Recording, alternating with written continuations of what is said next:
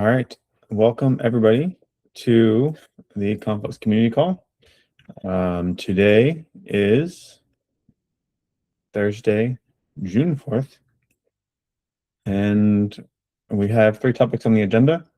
So I'll first hand it over to Eric, and then Adam is up next, and somebody, I assume Iftach, added a reminder. So let's just start from the top, and Eric. We might want to skip this or delay to a different date because we don't have Rolf. I'm not sure how many of the people on the call right now have all the necessary information and access to YouTube. So I just wanted to bring this topic up because we've had a discussion on the public channel that we haven't uploaded quite a few of the last meetings to YouTube. I know I have access, but at the moment I'm unsure what's actually needed.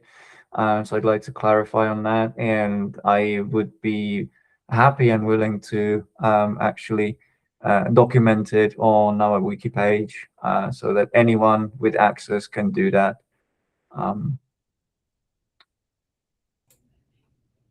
Adam, did you have a comment? I can probably fill in some of these details just because I recently did a similar thing, starting to set up a YouTube channel for Shipwright. And so there's kind of like 2 things that are kind of needed. One is access to these meeting recordings. And that was at least the barrier that I had right now. I think the Konflux community calendar is something that maybe Ralph had set up. And we might have some effective permission issue where when the meeting recording is made, it's not immediately available, or it can't be accessed by a lot of the folks who are here on the call. Once that's in place, though, currently it requires someone who is delegated as a YouTube channel manager to then upload the video. And that's something where I think Ralph had given me and maybe Eric permission to be those channel managers, but I think it's definitely worthwhile to open that up to other folks. So as long as you have access to the video and then that permission to be a channel manager, then you're fine. The only barrier to entry for being a channel manager is you have a Google account. And I think for a lot of folks here, your Google accounts are valid. Eric, I know that you said that we should maybe delay this. I think that Ralph is especially preoccupied with some other things at the current juncture in time. So I wonder if it wouldn't be better to just schedule a call with him separately, and we can just record that call and use that as reference, or we can just use the opportunity in that call to document it in a wiki page or something, as you were saying. But I was thinking similar to Adam's point that we should in many or in the I know in the salsa community, after we have elections, we make sure that we assess ownership of the salsa org after the new steering committee is elected. We should probably do something similar to that after the governance committee elections are completed. We should just make sure that the people on the governance committee have access to push to the YouTube channel, in addition to folks like you, Adam, and Eric, just so that we can we can ensure that we have better stability of being able to update those.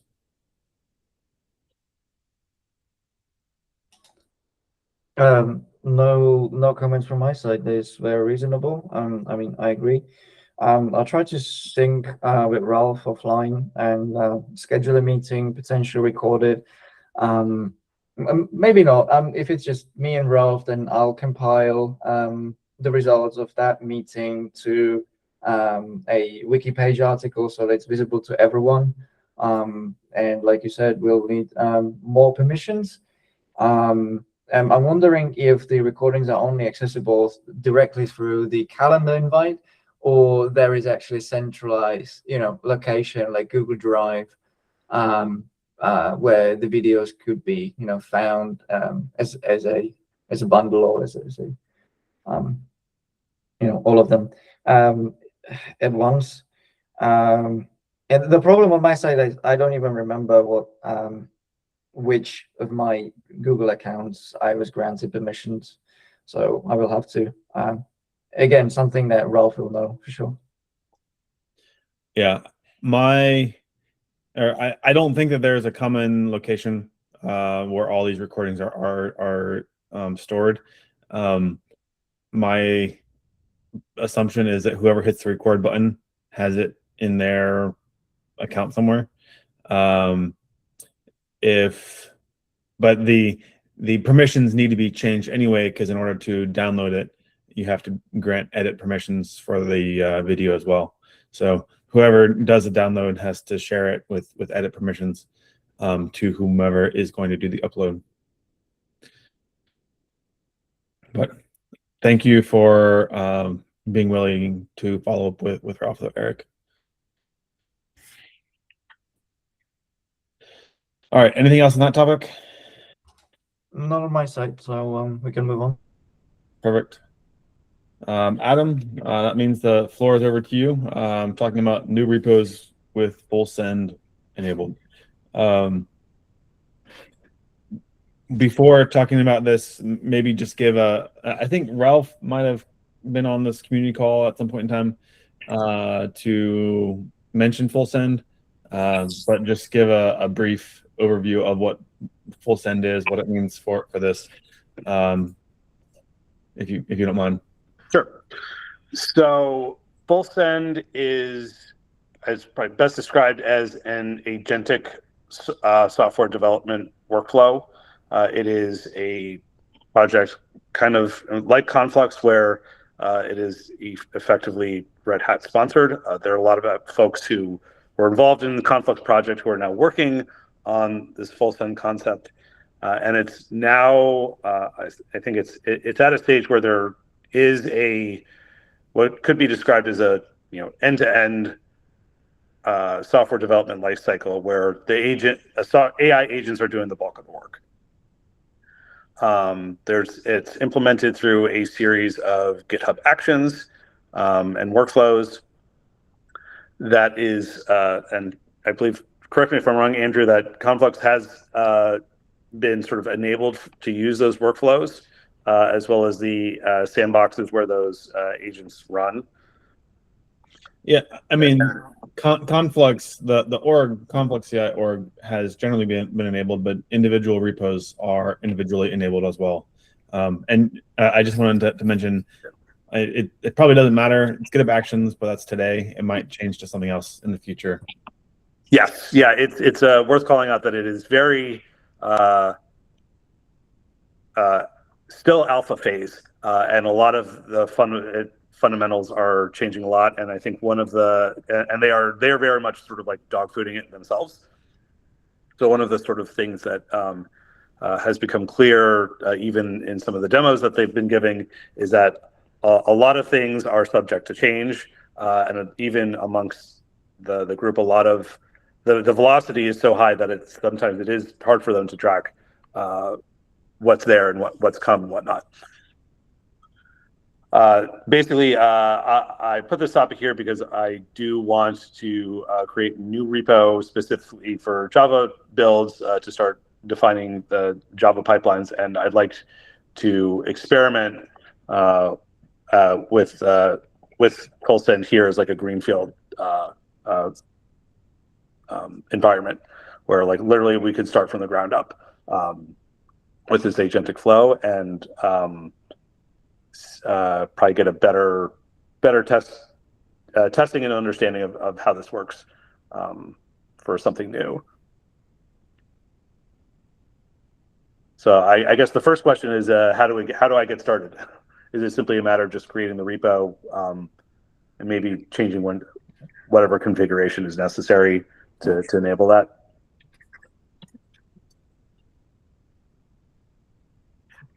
You're asking about how to enable a new repo in fullsend? Yeah. So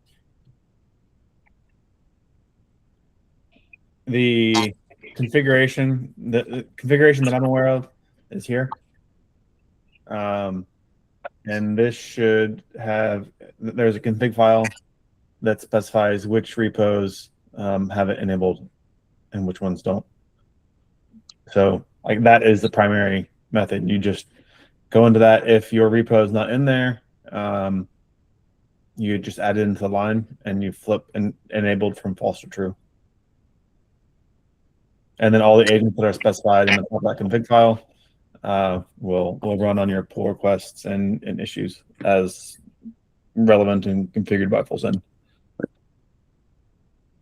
And I guess a follow-up question is, in terms of the agents that are enabled, are we able to specify like the agents that are enabled for a specific repo, or is that something that it's controlled at the org level?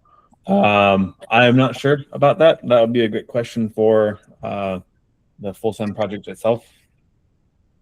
Cool. So if you want, so one option certainly is to open an issue on the fullsend repo to ask that question, or to look at the fullsend code base to see.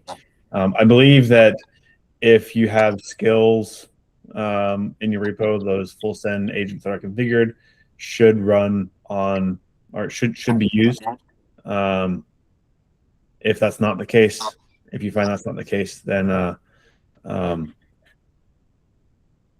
again, interact with fullsend. But as Yuri shared, there's also the fullsend docs that you can use instead of trying to peruse the repo. Great. Thanks, Yuri.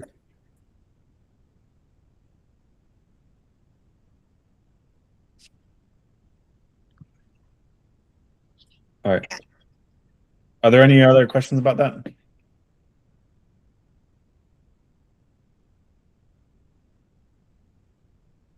All right. So we have one last topic on the agenda. If anybody else has something they want to discuss, feel free to add it onto the agenda afterwards. Otherwise, this will likely be a quick call, and we'll end here in a couple minutes. Iftach, I assume you added this, so I'll hand it over to you. Yeah.